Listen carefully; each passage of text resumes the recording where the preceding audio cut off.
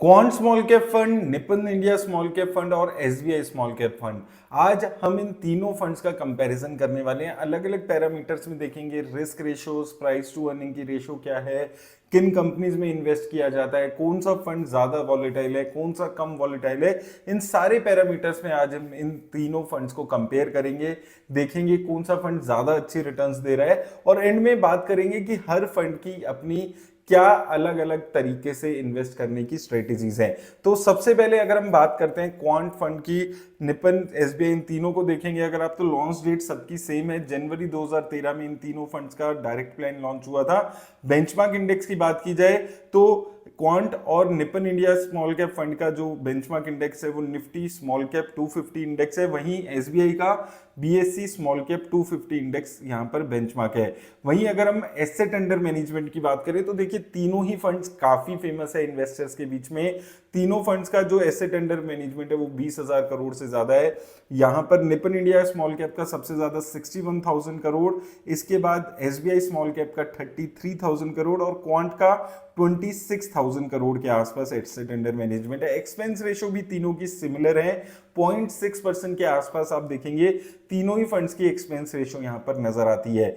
वहीं अगर हम बात करें इन तीनों फंड्स की मार्केट कैप एलोकेशन पे, तो यहां पर अगर आप देखेंगे तो तीनों फंड्स अलग स्टाइल में इन्वेस्ट कर रहे हैं।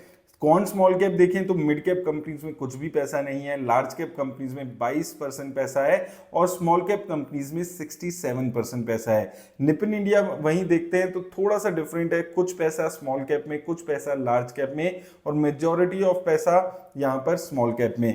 वहीं एसबीआई स्मॉल कैप और थोड़ा अलग है, यहां पर मेजरली ये सिर्फ स्मॉल कैप कंपनीज में ही अपना पैसा लगाकर चल रहा है। वहीं अगर हम स्टैंडर्ड डेविएशन की बात करें जो ये दिखाती है कि एक फंड कितना ज्यादा वॉलेटाइल है रिटर्न्स देने में, तो सबसे ज्यादा volatile quant small cap fund है। 17.57 के आसपास इसकी स्टैंडर्ड डेविएशन है। Nippon India small cap second number पे आता है, यहां पर 14.87 स्टैंडर्ड डेविएशन और सबसे कम वॉलेटाइल फंड स्टैंडर्ड डेविएशन के हिसाब से एसबीआई स्मॉल कैप यहां पर नजर आता है।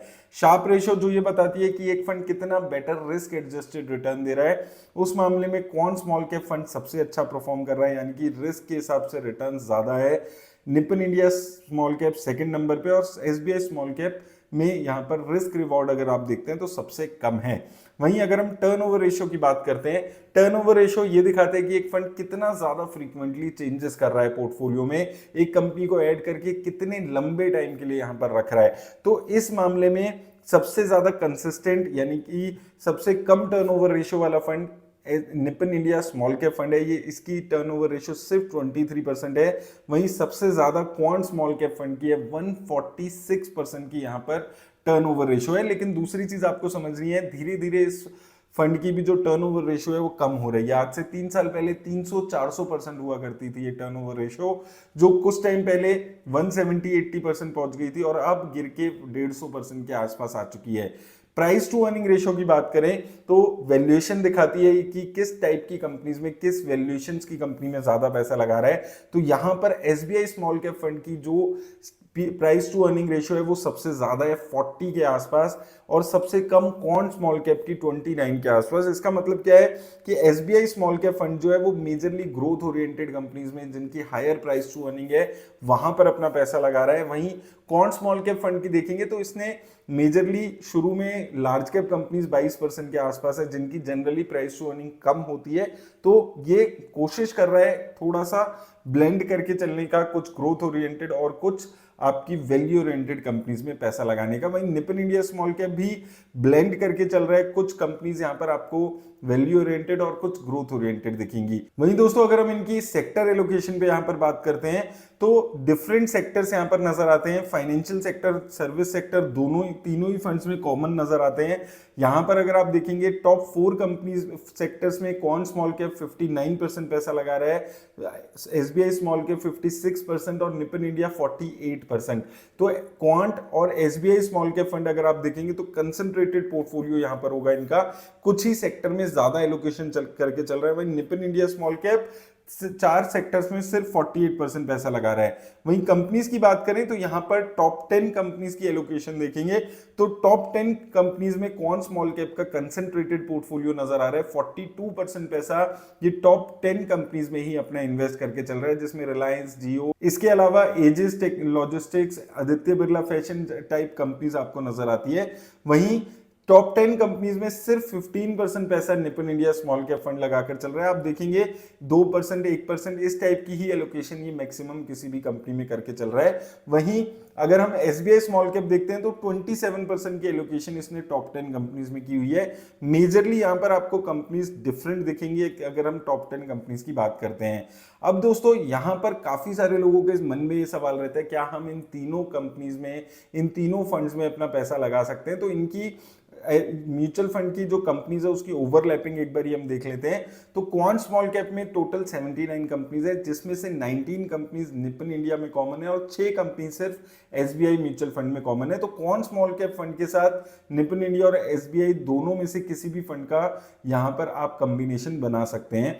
वहीं निपन इंडिया स्मॉल कैप की बात करें तो यहां पर 12% कॉमन क्वांट के साथ है और एसबीआई के साथ लगभग 11% कॉमन नजर आता है। और एसबीआई स्मॉल कैप का देखेंगे तो 11% क्वांट के साथ और निपन के साथ लगभग 24 कंपनी सेम है 61 में से और 42% पोर्टफोलियो ओवरलैप हो रहा है।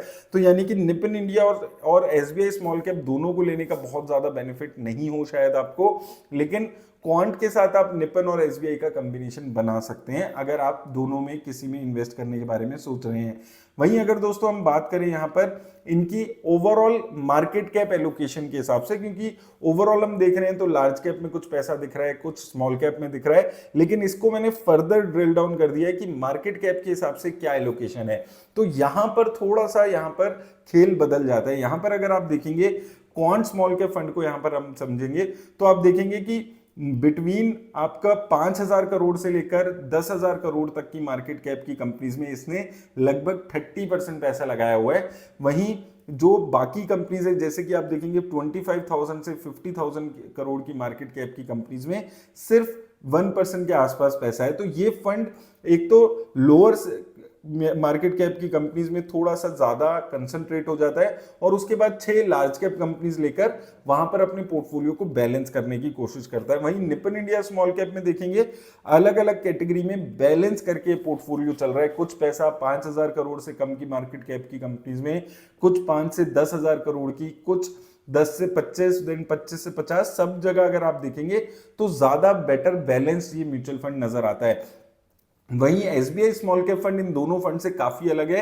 यहां पर आप देखेंगे तो मेजर पैसा ये अपना 25,000 करोड़ से कम मार्केट कैप की कंपनीज में लगाकर चल रहा है, जिसमें से आप देखेंगे 80% पैसा है लगभग अपना यहां पर 25,000 करोड़ से कम मार्केट कैप की कंपनी में लगाकर चल रहा है और 50,000 करोड़ से ज्यादा की मार्केट कैप में कोई भी पैसा ये लगाकर नहीं चल रहा है। तो यहां पर तीनों का पोर्टफोलियो देखकर better balanced portfolio Nippon India small cap का नजर आता है, लेकिन थोड़ा सा ओवर डाइवर्सिफाइड ये म्यूचुअल फंड ओवरऑल नजर आ रहा है। 221 कंपनीज टोटल इस म्यूचुअल फंड के पास नजर आ रही है। वहीं रिटर्न्स की बात आती है अगर, तो रिटर्न्स की बात में अभी अगर आप देखेंगे 10 सालों में अगर आप देखेंगे तो 10 सालों में लगभग ये तीनों ही फंड सिमिलर रिटर्न्स दे रहे हैं। 22% की रिटर्न्स क्वांट ने दी है, निपन इंडिया ने 24 की और एसबीआई स्मॉल कैप ने 23% की। लेकिन 10 सालों के रिटर्न्स में हम क्वांट स्मॉल कैप फंड को जज नहीं कर सकते हैं, क्योंकि 10 साल पहले कोई और फंड थी, कोई और फंड हुआ करता था, फंड मैनेजर्स अलग हुआ करते थे, तो लगभग आप मान सकते हैं अलग कंपनी थी। 5 साल में अगर आप देखेंगे क्वांट स्मॉल कैप ने जबरदस्त रिटर्न्स दिए हैं 47% की, उसके बाद निपन इंडिया ने 37% की और इसके बाद एसबीआई ने 29% की। लेकिन क्वांट स्मॉल कैप फंड की पिछले 1 साल 1.5-2 साल से परफॉर्मेंस थोड़ी सी नीचे जाती हुई नजर आई है। तो 3 साल में 29% के आसपास की रिटर्न है, वहीं निपन इंडिया की 30% और एसबीआई स्मॉल कैप की सबसे कम 21%। तो एसबीआई स्मॉल कैप की अगर आप देखेंगे पिछले 3 से 5 साल में रिटर्न्स कम होती हुई आपको नजर आएगी। ये वहीं हम एसआईपी रिटर्न्स पे बात करते हैं तो यहाँ पर एक साल में सबसे कम return quant small cap fund दे रहा है और सबसे अच्छी returns Nippon India small cap fund यहाँ पर देते हुए नजर आ रहा है। हायर साइड पे यहाँ पर 5 साल में रिटर्न्स हो जाती है क्वांट की 45% की, निपन इंडिया बैलेंस फंड यहाँ पर नजर आ रहा है 39% की रिटर्न है और सबसे कम रिटर्न्स 1, 3, 5 और 10 साल किसी भी फेज में अगर हम देख रहे हैं वो एसबीआई म्यूचुअल फंड की नजर आ रही है। तो ओवरऑल ज्यादा बैलेंस्ड रिटर्न्स अगर हम देखते हैं जो 1, 3, 5, 10 साल किसी भी फेज में नजर आ रही है इन तीनों में, तो Nippon India small cap fund की एक कंसिस्टेंट रिटर्न्स नजर आ रही है। कौन स्मॉल कैप की वॉलेटाइल रिटर्न है काफी, एक साल में अच्छे रिटर्न नहीं है लेकिन 5 में बहुत अच्छी रिटर्न है। वहीं एसबीआई स्मॉल कैप की जो रिटर्न है वो थोड़ी सी इन दोनों फंड से लोअर साइड पे यहाँ पर नजर आ रही है। अब एक बारी मैं समराइज कर देता हूं तीनों फंड्स की डिटेल्स को आपके लिए। रिटर्न्स की बात करें तो क्वांट और निपन इंडिया की हायर साइड पे है, एसबीआई स्मॉल कैप की मॉडरेट रिटर्न्स मान सकते हैं आप। वॉलेटिलिटी की बात करें तो क्वांट स्मॉल कैप की सबसे ज्यादा, उसके बाद निपन इंडिया स्मॉल कैप की मॉडरेट और सबसे कम वॉलेटिलिटी एसबीआई स्मॉल कैप में। हाईएस्ट एलोकेशन की बात करें अदर देन स्मॉल कैप तो क्वांट स्मॉल कैप में हमने माइक्रो कैप कंपनीज की तरफ झुकाव ज्यादा देखा है। निपन इंडिया में अगर आप देखेंगे बैलेंस्ड पोर्टफोलियो है, काफी अच्छा balance portfolio across market cap देखने को मिलेगा और एसबीआई में स्मॉल कैप्स में ही सारा बैलेंस आपको नजर आएगा। Investment style quant small cap थोड़ा सा वैल्यू ओरिएंटेड है, निपन इंडिया ब्लेंड करके चल रहा है वैल्यू और ग्रोथ कंपनीज को, वहीं SBI small cap growth oriented companies में ज्यादा पैसा लगा रहा है। पोर्टफोलियो डाइवर्सिफिकेशन पे बात करें तो क्वांट स्मॉल कैप डाइवर्सिफाइड, अच्छा डाइवर्सिफिकेशन नजर आ रहा है, 70 से ज्यादा कंपनीज हैं। निपन इंडिया स्मॉल कैप 200 से ज्यादा कंपनीज हैं, ओवर डाइवर्सिफाइड पोर्टफोलियो है। वहीं एसबीआई स्मॉल कैप का थोड़ा सा 50-60 कंपनीज के बीच में रहता है हमेशा, स्लाइटली कंसंट्रेटेड पोर्टफोलियो है। तो दोस्तों ये है इन तीन फंड्स के अलग अलग डिटेल्स। तीनों ही फंड्स एक दूसरे से काफी अलग इन्वेस्टमेंट स्टाइल फॉलो कर रहे हैं, तीनों ही फंड्स अपना रिस्क अलग तरीके से मैनेज कर रहे हैं। आपके ऊपर डिपेंड करता है कि आपको इन तीनों फंड्स में से कौन सा फंड ज्यादा बेटर लगता है। अभी की सिचुएशन अगर देखते हैं तो इन तीनों फंड्स में से रिटर्न्स के मामले में बात की जाए या फिर कंपनीज की एलोकेशन के बारे में बात की जाए, निपन इंडिया फंड जो है वो ज्यादा कंसिस्टेंट नजर आता है, जहां पर आपको रिटर्न्स भी कंसिस्टेंटली 1, 3, 5, 10 सभी सालों में अच्छी दिख रही है। उसके अलावा जो पोर्टफोलियो है वो भी काफी बैलेंस्ड नजर आ रहा है। लेकिन Nippon India small cap fund में जो सबसे बड़ी दिक्कत है ओवर डाइवर्सिफिकेशन और जो इनका एसेट अंडर मैनेजमेंट है वो भी अभी काफी ज्यादा हो चुका है। तो कमेंट सेक्शन में मुझे जरूर बताइएगा आप लोग, आपको इन तीनों फंड्स में से कौन सा फंड ज्यादा अच्छा लग रहा है और आप इनमें से किस फंड में इन्वेस्ट कर रहे हैं। उम्मीद करता हूं आपको हेल्प मिलेगी। धन्यवाद।